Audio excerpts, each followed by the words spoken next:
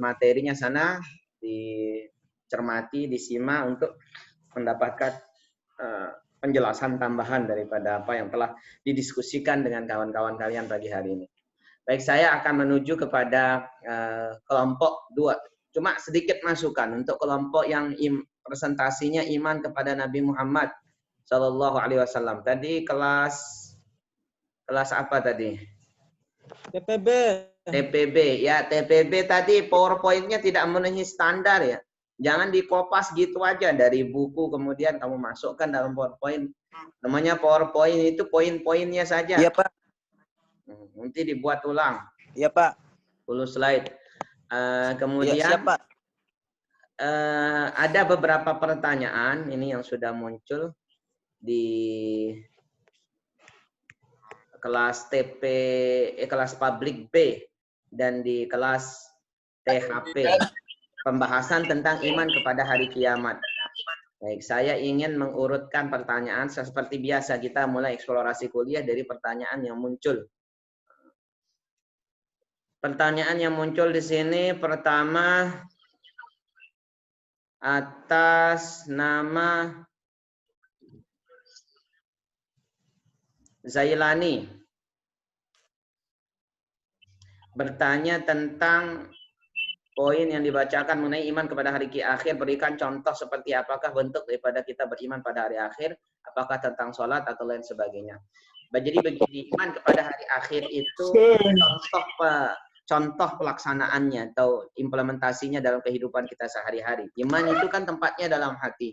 Tapi ketika sesuatu itu kita yakini, efeknya akan ada dalam perbuatan kita sehari-hari.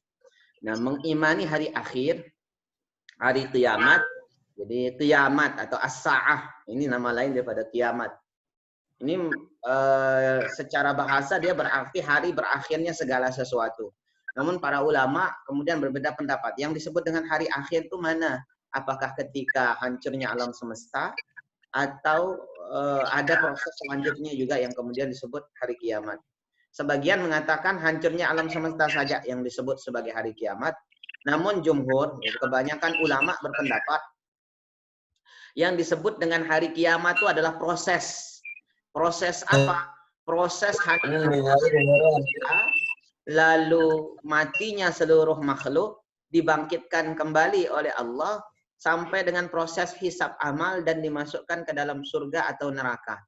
Nah, semua rangkaian proses inilah yang kemudian semua yang ada dalam proses inilah yang kemudian disampaikan atau diyakini sebagai hari kiamat yang ada dalam proses. Keseluruhan proses ini yang diyakini sebagai hari kiamat. Baik, sekarang saya lanjutkan. Bagaimana itu dari definisi ya, definisinya bahwa dari hancurnya alam semesta sampai dengan penentuan manusia masuk surga atau masuk neraka. Lalu pertanyaan ini, contoh iman kita tentang hari kiamat dalam kehidupan sehari-hari itu gimana? Contohnya, kita bisa ngerem diri ketika akan berbuat sesuatu, akan berbuat tidak adil, zolim kepada orang lain. Misalkan nanti satu ketika kita punya jabatan bagus, punya kesempatan untuk mencuri, untuk merampok, korupsi, dan merasa aman daripada pengadilan di dunia ini, dengan beriman kepada hari kiamat, kita tidak akan berani melakukan hal tersebut. Karena dalam hari kiamat ada tempat yang disebut dengan yaumil hisab. Saat dihitungnya seluruh amal tanpa ada yang terlewatkan. Maka kalau kita iman pada hari kiamat, implementasinya tidak berani kita melakukan hal-hal yang bisa membuat Allah murka atau melanggar syariat Allah. Meskipun tidak ada orang lain yang lihat.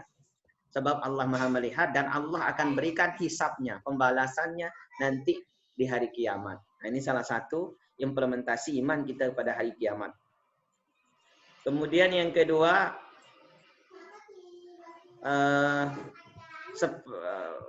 seperti yang kita ketahui pada hari Jumat, apakah betul hari kiamat itu datang pada hari Jumat? Kapan kiamat itu terjadi? Ini tidak ada yang tahu. Ya. Kiamat itu dibagi dua. Baik, semuanya tolong perhatikan, matikan mikrofonnya, videonya tampakkan. Kiamat terbagi menjadi dua. Pertama ada kiamat as-sughra. Kiamat as-sughra, kiamat kecil. Kiamat kecil ini terjadi hampir setiap hari. kepada orang yang berbeda-beda. Mana contohnya kematian? Mati itu termasuk kiamat. Kehilangan harta benda termasuk kiamat. Kehilangan orang yang kita sayangi karena mendapatkan bencana itu juga hari kiamat. Bencana alam itu juga kiamat yang disebut dengan kiamat sughra. Tapi kehilangan mantan tidak disebut kiamat ya. Kehilangan mantan itu termasuk anugerah. Ya, lalu Alfian kan. Alhamdulillah. Nah, ya, ini kayaknya pengalaman sudah banyak mantan yang kehilangan. Baik, saya lanjutkan. Saya lanjutkan. Maka kemudian ada kiamat yang kedua namanya kiamatul kubro. Kiamat kubro. Mana kiamat kubro? Kiamat kubro artinya kiamat besar. Kapan itu terjadi? Entah, wallahu alam. Kapan dia terjadi? Nanti ketika hancurnya alam semesta, kemudian matinya semua makhluk, dibangkitkan lagi oleh Allah, dihisab di yaumil mizan, lalu melintasi sirat, masuk surga atau masuk neraka. Nah, semua rangkaian ini sebut kiamat. Terjadinya wallahu a'lam, tidak ada yang tahu. Hanya saja Nabi SAW dalam satu hadis pernah mengatakan bahwa innal jum'ata sayyidul ayyam. Bahwasanya hari Jumat itu adalah penghulunya para hari. Fihi khuliqa Adam. Di dalamnya diciptakan Nabi Adam. Wa fihi udkhila fil jannah. Dan di hari itu, hari Jumat, dia dimasukkan ke dalam surga. Wa fihi ukhrija minha. Dan di hari itu juga dia dikeluarkan daripada surga. Wa fihi taqumus sa'ah, dan di hari Jumat itu juga nanti akan terjadi hari kiamat. Hadis ini hadis sahih. Hadis ini yang memberikan informasi kepada kita bahwa yang pasti hari kiamat akan terjadi hari Jumat. Kapan hari Jumat yang keberapa? Wallahu a'lam kapan. Boleh jadi hari Jumat ini atau hari Jumat yang akan datang atau hari Jumat 10 tahun lagi, 20 tahun lagi. Wallahu a'lam, tidak ada yang tahu. Dan kita tidak perlu pusing memikirkan kapan itu akan terjadi, sebab pasti akan terjadi. Yang perlu kita pikirkan adalah apa yang sudah kita siapkan untuk menempuh perjalanan panjang ke alam barzakh ketika terjadi hari kiamat. Sudahkah siap kita dengan amal kita? Atau sekarang masih sibuk dengan kelalaian kita? Disiapkan amalnya. Kemudian yang selanjutnya pertanyaan dari kelompok 4. Jelaskan, bahkan ada pembalasan pertanyaan saya, apakah orang yang sudah meninggal dan sudah masuk dalam kubur dan rohnya terpisah? Jika memang iya, jelaskan. Dan apakah jasad atau roh kita yang akan disiksa? Atau pembalasan di alam kubur itu jika memang jasad yang akan kita pertunjukkan, jelaskan. Dan jika memang roh, jelaskan. Baik, bagaimana nanti semua rangkaian hari kiamat, mulai dari alam barzakh yang ada di kubur, pintunya alam barzakh itu kubur. Kita mati dikuburkan itu sudah masuk dalam alam. Nanti yang mengalami siksaan maupun mendapatkan kenikmatan dalam kubur itu, para ulama memang berbeda pendapat. Ada yang mengatakan ruhnya saja tanpa jasad. Ada yang mengatakan jasad sekaligus ruh. Apa dalil masing-masing? Pertama, yang mengatakan hanya ruhnya saja, berdalil dengan dalil akli. Sebab alam kita ini alam fana, sedangkan akhirat itu adalah alam kekal. Tidak mungkin yang fana, yang bisa hancur, akan bisa hidup dalam alam yang kekal. Maka untuk hidup dalam alam yang kekal membutuhkan esensi atau bagian daripada manusia yang bisa sesuai dengan alam ruh itu, yang bisa sesuai dengan alam barzakh. Maka satu-satunya esensi manusia yang bisa hidup dalam alam barzakh adalah esensi ruhiyahnya, bukan esensi atau dimensi jasadiyahnya. Ini yang pertama, dia menggunakan dalil akli. Dalil yang kedua, pendapat yang kedua yang mengatakan yang disiksa, yang mendapatkan nikmat, yang melalui proses hari kiamat sampai dengan masuk surga neraka nanti adalah ruh sekaligus jasad manusia. Hanya saja ruh dan jasadnya nanti berbeda dengan ruh dan jasad yang ada ketika di dunia fana. Ini kita hidup di dunia fana. Makanya banyak orang yang susah, senang, ada yang kaya, ada yang miskin, kadang sedih, kadang happy, senang, bahagia. Itu biasa, bagian daripada kehidupan di dunia fana. Nanti di akhirat, yang susah akan susah terus selamanya, yang bahagia akan bahagia terus selamanya. Tidak ada pasang surut kehidupan. Lalu sekarang di dunia fana, pasang surut kehidupan kita akan temui selama kehidupan kita berjalan. Jadi jangan pernah mengeluh susah, karena bagian daripada kehidupan fana adalah akan mengalami susah dan senang. Kembali ke pertanyaan tadi. Orang pendapat yang kedua mengatakan ruh sekaligus jasad, tapi beda dengan ruh dan jasad yang ada sekarang. Apa dalilnya? Pertama, hadis Nabi SAW. Ketika para syuhada diambil nyawanya oleh Allah, maka ruhnya sementara akan dipindahkan di burung hijau yang ada di surga, dibawa keliling surga. Sedangkan jasadnya akan diurus oleh orang-orang Muslim. Ketika dia masukkan dalam kubur dan akan dipertanyakan amalnya oleh mungkar dan nakir. Baik, mohon maaf. Woi, udah habis. Lagi. Mohon maaf ya, gangguan sinyal lagi. Baik, saya kembali lagi. Nih, ketika tadi itu dalilnya, ketika para malaikat mereka akan ditanya oleh para malaikat, maka Allah akan kembalikan ruhnya itu ke jasadnya. Sehingga yang ditanya oleh malaikat itu semuanya.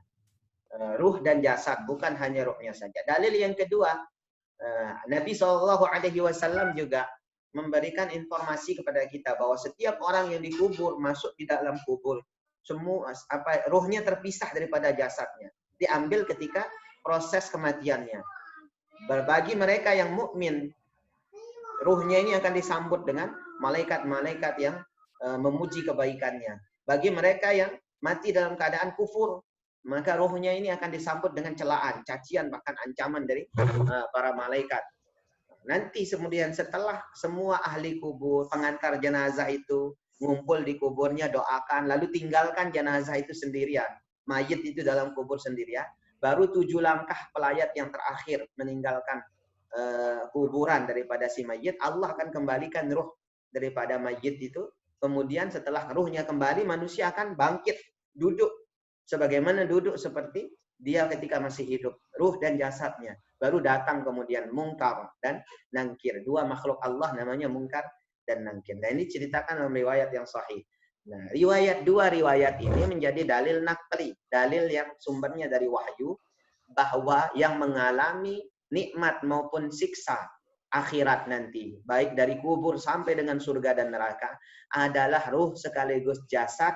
Meski ruh dan jasadnya berbeda dengan ruh dan jasad kita yang sekarang. Dari mana kita tahu itu berbeda? Kembali kepada sabda Nabi Shallallahu Alaihi Wasallam. Nabi SAW pernah ditanya oleh seorang nenek-nenek sahabiah, nenek-nenek. Dia katakan kepada Nabi, wahai Rasul, bolehkah, bisakah aku nanti masuk surga? Apa jawaban Nabi SAW? Di dalam surga tidak ada nenek-nenek. Ini hadis sahih.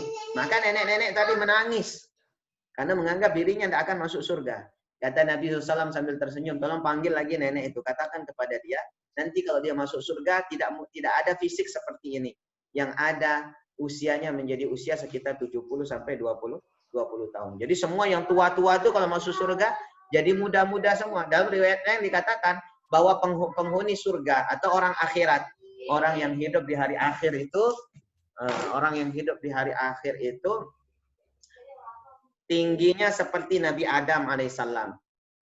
Tingginya seperti Nabi Adam alaihissalam. Berapa tinggi Nabi Adam? 60 hasta. 60 hasta. Tingginya 60 hasta. Jadi 60 hasta itu sekitar 60 meter. Kamu bayangkan aja gimana tingginya Nabi Adam sampai 60 meter.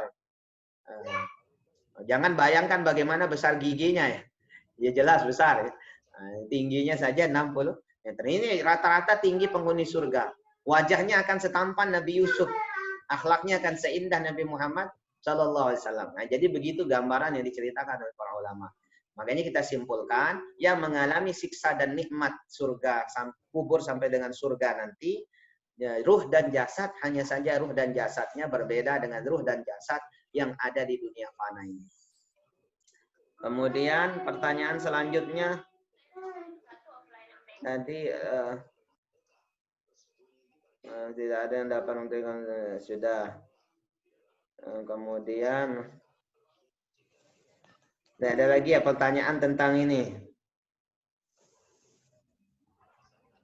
Bisa bertanya di sini Pak. Muslim atau non Nah, ini lantas bagaimana dengan seorang non-muslim atau kafir tapi dia mempunyai amal yang banyak, apakah bisa melewatinya atau gimana?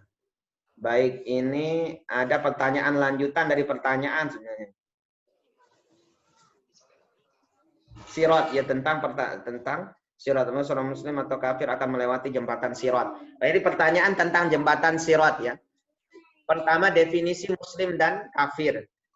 Nah, tadi ada saudara kita Kristiana tadi yang menanyakan kafir itu apa? Apakah muslim yang musyrik atau bagaimana? Kafir dalam definisi umat Islam adalah semua orang yang menolak ajaran tauhid yang dibawa oleh Nabi Muhammad Sallallahu Alaihi Wasallam, yang menolak Islam. Dan kafir ini bukan istilah yang buruk.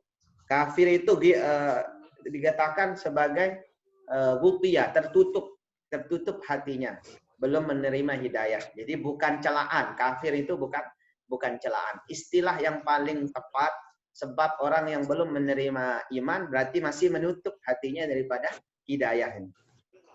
Makanya disebut kafir dalam Islam.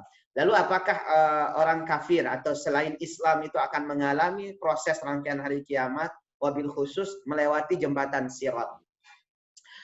Baik, saya tegaskan pertama, semua yang mengalami hari kiamat sampai dengan dari terjadinya, hancurnya alam semesta nanti adalah orang kafir saja. Muslim semuanya mati sebelum terjadinya kehancuran alam semesta. Dan disabdakan Nabi SAW, nanti ketika Dajjal keluar. Jadi tanda-tanda kiamat itu ada dua. Ada tanda yang kecil, ada tanda yang besar. Tanda yang kecil diantaranya disebutkan Nabi SAW, sebagaimana diriwayatkan dari sahabat Umar bin Khattab radhiyallahu anhu. Ketika Nabi SAW duduk bersama beliau bernama Umar dan para sahabat yang lain, ditanya, datang seorang laki-laki, malaikat Jibril yang menyamar dari seorang laki-laki, menanyakan beberapa hal, Islam, iman, ihsan, sampai hari kiamat. Lalu ketika pertanyaan hari kiamat, Nabi katakan, mal mas'ulu bi'a'lama minas sa'il. Tidaklah orang ditanya lebih tahu daripada yang bertanya. Kemudian malaikat Jibril tadi katakan, kalau gitu sampaikan tanda-tandanya. Lalu Nabi SAW sampaikan tanda-tandanya. Yang pertama tandanya adalah seorang budak melahirkan tuannya. Yang kedua, kita melihat orang yang miskin, papa, tidak memiliki apa-apa, pendidikan tidak ada, berhidupnya bergantung dengan orang lain, berlomba-lomba untuk membangun bangunan yang tinggi. Ini tanda-tanda kecil daripada hari kiamat. Orang-orang kecil, orang-orang yang tidak berpendidikan justru berlomba-lomba untuk menduduki jabatan-jabatan yang tinggi, bangunan-bangunan yang tinggi. Baik, saya lanjutkan. Lalu bagaimana dengan orang? Nah, ini tanda yang besarnya mana? Tanda besarnya itu mulai daripada keluarnya Dajjal, munculnya Imam Al-Mahdi. Lalu Nabi Isa alaihissalam turun sebagai umat Nabi Muhammad yang akan membunuh Imam Al-Mahdi. Keluarnya Ya'juj Ma'juj, munculnya Dabbah, binatang besar yang nanti akan menyatakan kekufuran semua orang yang mengikuti Dajjal sebagai pengikut, yang jadi sebagai pengikut Dajjal. Kemudian ada dukhon, asap kabut tebal. Lalu kemudian ada angin dari Khurasan yang bertiup nanti mencabut nyawa semua orang Islam atas izin Allah. Lalu terbitlah matahari dari barat menuju dari timur menuju dari barat menuju timur. Nah, ini tanda-tanda besar hari kiamat. Yang mengalami ini hanya munafikun dan kafirun. Orang Islam mati di awal tadi dengan adanya angin dari hembusan angin dari Khurasan tadi. Lalu bagaimana dengan di akhirat? Yang melintasi sirat itu siapa? Yang melintasi sirat ya manusia. Manusia keseluruhannya. Adapun bedanya di mana? Mereka muslim yang baik, yang menjaga sholatnya 5 waktu, menjaga perintah Allah dan jauhi dari segala larangan Allah, akan melintasi sirat itu secepat kilat. Dikatakan dalam hadis.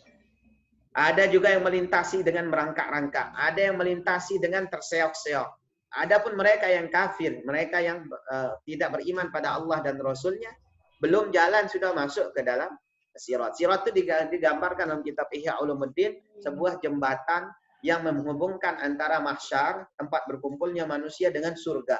Di bawahnya adalah neraka. Tajamnya seperti tajam pedang, tipisnya seperti rambut yang terbelah 7. Ini gambaran yang diberikan oleh Imam Al-Ghazali dalam kitab Ihya Ulumuddin. Wallahu a'lam bentuk aslinya seperti apa. Jadi mungkin ini pendapat ulama dan sebagainya ya ada. Namun kita sampaikan wallahu a'lam bentuknya seperti apa Allah yang lebih tahu. Baik, jadi itu ya yang melintasi sirat semua manusia, cuma beda keadaan. Orang muslim bisa jadi selamat, bisa jadi juga tidak selamat tergantung amalnya. Adapun orang kafir sudah pasti melintasi sirat tidak akan selamat. Dan ini akidah kita. Bagaimana kalau orang kafir itu di dunia ini berbuat baik, amalnya bagus, bahkan nyumbang masjid, bangun pesantren, kalaulah ada misalkan ya. Sama teman-temannya dia baik, gambarannya begini. Tidak memenuhi syarat untuk masuk surga. Sebab Allah sudah tegaskan dalam Quran, syarat masuk surga itu innalladzina amanu wa 'amilus shalihat. Orang-orang yang beriman pada Allah dan hari akhirat dan beramal soleh. Iman dulu baru amal soleh. Kalau amal soleh saja tanpa iman, tidak memenuhi syarat. Pun demikian dengan iman tanpa amal soleh, tidak memenuhi syarat untuk masuk surga. Sama dengan logikanya gini, saya bilang yang boleh masuk sekolah ini, kampus ini, yang boleh masuk kampus Muhammadiyah hanya mereka yang sudah punya ijazah SMA. Lalu kemudian banyak orang berbondong-bondong datang. Kemudian panitia penerimaan mahasiswa baru menolak sebagian orang yang tidak punya ijazah SMA. Ditolak oleh kampus. Yang diterima hanya yang betul-betul memenuhi syarat. Yang punya ijazah SMA. Saya kembalikan pada kalian. Kira-kira itu adil apa tidak? Adil. Sebab sudah ditegaskan syaratnya di awal. Mau masuk kampus harus punya ijazah SMA. Dan Allah sudah tegaskan lewat dalam Quran. Dalam dakwah para ustadz, ulama yang sudah menyampaikan bahwasanya syarat masuk surga sebagaimana difirmankan Allah dalam Quran, amanu wa amilus shalihat. Beriman dan beramal soleh. Harus iman pada Allah sesuai dengan cara yang diajarkan oleh Nabi Muhammad Sallallahu Alaihi Wasallam. Rukun iman yang 6 tambah dengan mengamalkan ajaran-ajaran Nabi Muhammad SAW. Sehingga kalau ada orang yang mati, meninggal dunia, dia tidak beragama Islam, tapi rajin beramal soleh, maka dia hanya memenuhi satu syarat saja, satu unsur saja. Amal solehnya banyak, imannya belum. Tinggal dia masukkan satu unsur lagi, yaitu iman yang benar sesuai dengan ajaran Nabi Muhammad SAW. Bahkan kata Allah dalam Quran, kullil ladzina kafaru iyantahu yughfar lahum ma qad salaf. Katakan pada orang-orang kafir itu, kalau dia masuk ke dalam Islam, dihapuskan semua dosa-dosanya yang pernah dia lakukan di masa kekufurannya. Yang tetap hanya amal solehnya saja. Makanya ada cerita seorang sahabat Nabi datang menghadap Rasul, peminum, pemabuk, agamanya musyrikun, satu penyembah berhala. Dia datang kepada Nabi ikrar syahadat. Lalu saat itu sedang terjadi perang. Belum sempat dia melaksanakan sholat dan sebagainya, masuk medan tempur, gugur, syahid. Meninggal dia karena membela Islam. Saat itu Islam diserang oleh musuh koalisi Yahudi dan Nasrani serta orang-orang kafir Quraisy. Meninggal dia di sana. Apa kata Nabi SAW? Huwa min ahlil jannah. Dia bagian daripada ahli surga. Sahabat yang lihat itu nanya, kok bisa? Kan belum sholat, belum zakat. Dia baru masuk Islam, kok bisa demikian? Maka Nabi katakan, kullil ladzina kafaru iyantahu yughfar lahum ma qad salaf. Katakan wahai Muhammad, katakan pada orang-orang kafir tuh, kalau dia masuk Islam, Allah akan ampunkan semua dosa-dosanya yang sudah lalu. Jadi kalau ada mu'allaf itu sejatinya dia lebih banyak amal solehnya dengan kita yang lama muslim. Yang belum tentu amal soleh kita lebih banyak daripada amal salah kita. Jadi cara masuk surga orang kafir itu gimana? Gampang, amal solehnya yang ada dia teruskan, imannya saja yang kemudian dia rubah. Meninggal nanti baru bisa masuk ke dalam surga Allah. Nah ini yang akidah yang kita yakini sebagai umat Islam. Kemudian ya samalah seperti seorang pembantu yang rajin merawat rumah majikannya, dia rawat bagus. Tapi ketika ada tamu yang datang, ditanya ini rumah siapa? Dia tidak mengakui sang pemilik rumah. Pemilik rumahnya dia tidak akui, padahal dia hanya kerja di sana. Apa yang akan dilakukan oleh pemilik rumah? Dia marah. Bahkan bisa diusir pembantu itu. Sama dengan kita ini. Kita ini hanya pembantu, budaknya Allah, hambanya Allah. Ketika kita ngurus dunia ini dengan bagus, tapi tidak mau mengakui siapa yang punya dunia ini, maka Allah akan marah. Pemilik dunia akan marah, bahkan bisa usir kita dari dunia ini, dari surganya dan dari akhirat yang dia miliki. Baik, demikian. Ini waktunya akan habis, tidak bisa saya tanggapi semua. Kira-kira gambarannya begitu. Dan sekarang saya ingin berikan poin-poin saja. Proses hari kiamat itu secara umum, kita bisa gambarkan. Pertama, nanti menjelang hari kiamat datang akan muncul fitnah di seluruh dunia Islam. Huru hara di seluruh dunia Islam.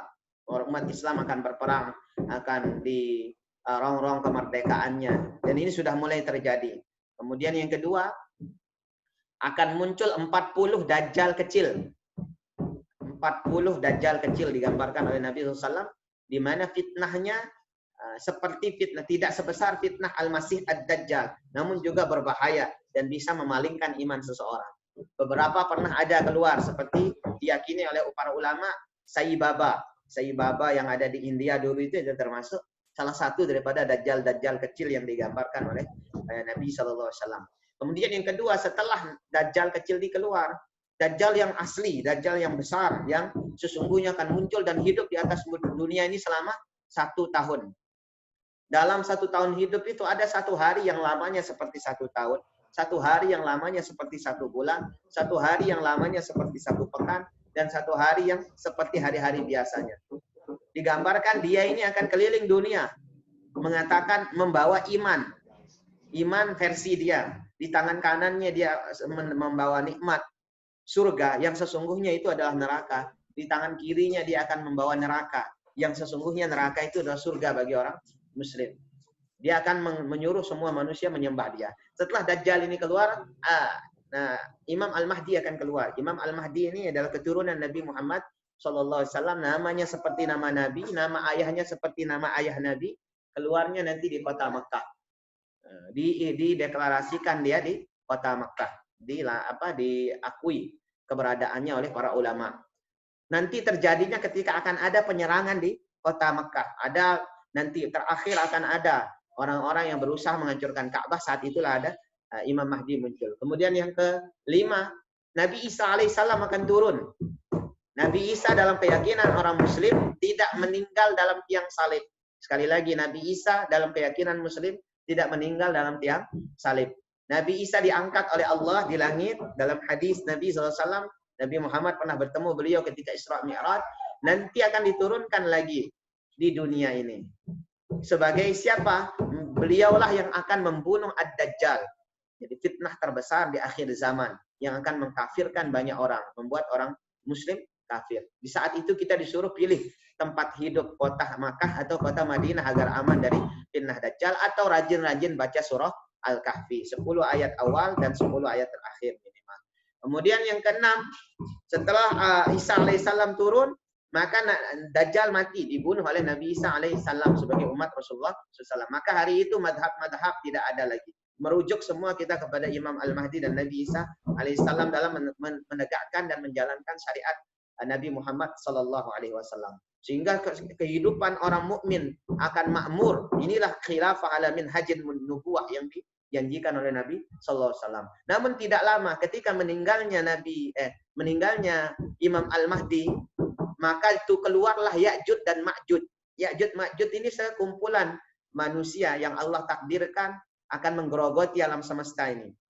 Dia makan semua yang dia lihat sebagaimana ulat memakan daun, dikatakan dalam hadis Nabi Sallallahu Alaihi Wasallam. Lalu keluar angin daripada Khurasan yang mewafatkan semua orang-orang yang beriman, sisa daripada kekhilafahan yang ditegakkan oleh Imam Al-Mahdi. Saat itu semua Muslim akan makmur, sampai bingung membawa zakatnya kemana.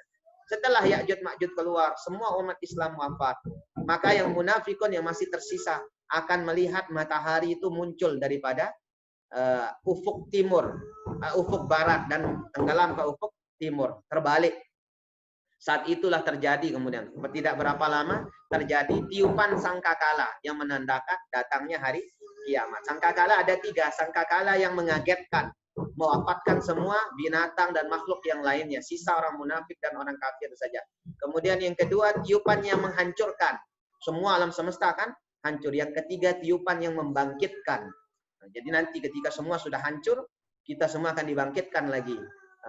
Dan disitulah kemudian terjadi yaumil mahsyar, dikumpulkan dalam satu tempat di mana tanahnya seperti tembaga panasnya. Kemudian matahari ada di atas kepala. Ini disebut dengan yaumil mahsyar. Di sana akan terjadi yaumil mizan, ditimbang amal kita, yaumil hisab. Ditimbang amal kita mana yang baik, mana yang buruk. Yang banyak amal baiknya akan masuk ke dalam surga. Yang terlebih banyak amal buruknya akan mengendap di dalam neraka. Kalau sudah selesai, nanti lewat sirat dan sebagainya, maka berakhirlah proses kehidupan hari akhir. Nah, ini semua gambaran singkatnya. Mudah-mudahan bermanfaat. Demikian kuliah kita pagi ini. Sudah habis waktu Zoom-nya. Kalau ada pertanyaan, boleh lewat grup lagi ya. Terima kasih atas segala perhatian. Mudah-mudahan bisa dipahami. Subhanakallahumma bihamdik. Asyhadu an la ilaha illa anta. Astaghfiruka wa atubu ilaik. Assalamualaikum warahmatullahi wabarakatuh. Pekan depan insya Allah kita offline. Insya Allah. Waalaikumsalam warahmatullahi wabarakatuh. Baik, Pak. Terima kasih, Pak. Terima kasih, Pak.